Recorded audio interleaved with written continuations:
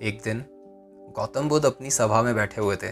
तभी एक आदमी काफ़ी गुस्से में वहां आया।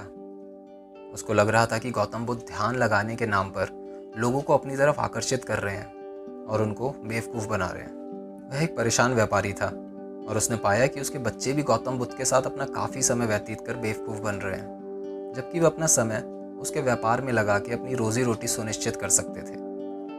उसको लगता था कि वे अपने दिन के 4-5 घंटे ऐसे आदमी के सामने बैठ के खराब कर रहे हैं जो कि सिर्फ अपनी आंखें बंद करके बैठा रहता है।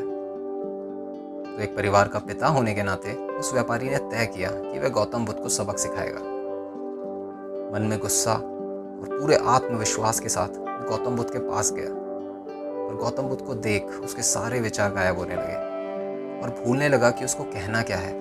चूंकि वह गुस्से में था और अपनी भावनाओं को शब्दों में नहीं बता पा रहा था, उसने गौतम बुद्ध के सामने थूक दिया। यह देख गौतम बुद्ध ने व्यापारी का चेहरा देखा और हल्के से मुस्कुराए। और गौतम बुद्ध के आसपास बैठे हुए उनके छात्र गुस्से से आग बबूला हो गए। वे वहाँ पर अपनी प्रतिक्रिया देना चाहते थे, पर गौतम बुद्ध के वहाँ होने की वजह से वो कुछ ना कर पाए। उन्हें यकीन नहीं हुआ कि गौतम बुद्ध जैसे इंसान के साथ कोई ऐसा भी कर सकता है। ये देख व्यापारी ने सोचा कि वहाँ बैठे किसी भी आदमी ने उसको कुछ भी नहीं बोला, और बल्कि स्वयं गौतम बुद्ध तो उसके थूकने पे मुस्कुराए भी। व्यापारी को लगा कि अगर वो वहाँ थोड़ी देर और रुका तो ना जाने गुस्से में क्या कर जाए, और वह वहाँ से चला गया। जब वह घर पहुंचा तो हंसते हुए गौतम बुद्ध का चेहरा उसके दिमाग से दूर जा ही नहीं पा रहा था। वह पहली बार अपनी लाइफ में किसी ऐसे आदमी से मिला जिसने उसके ऐसे नीच काम करने पे ऐसी असाधारण प्रतिक्रिया दी। वह पूरी रात सो न सका और रात भर सिर्फ यही बात सोचता रहा। उसको लगने लगा कि उसने बहुत बड़ी गलती की है। तो अगले दिन वह वापस गौतम बुद्ध के पास गया और उनसे माफ़ी मांग उनके पैरों में जा गिरा और बोला कि वो उसे माफ़ कर दें। उसको पता नहीं था वह गुस्से में क्या कर रहा है। तभी गौतम बुद्ध ने उस व्यापारी से कहा कि वे उसे माफ़ नहीं कर सकते। वहाँ बैठा हर आदमी गौतम बुद्ध की ये बात सुन के चौंक गया।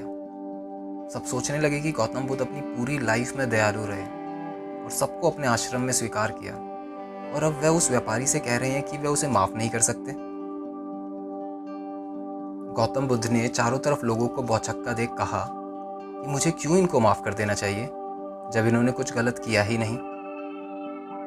तुमने ऐसा क्या गलत किया कि मुझे तुम्हारा व्यवहार माफ़ कर देना चाहिए? गौतम बुद्ध ने व्यापारी से कहा।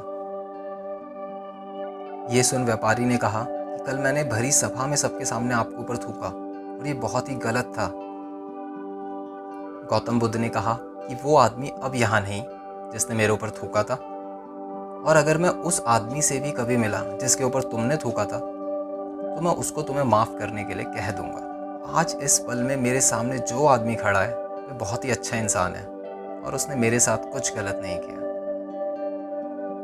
ये सुन व्यापारी फूट फूट कर रोने लगा और उसको जीवन के बहुत बड़े सत्य का पता चला। अगर आप देखें लाइफ में काफ़ी सारे लोगों को माफ़ करने की परिभाषा ही नहीं पता। क्या हम कभी किसी को सही मायनों में माफ़ करते हैं?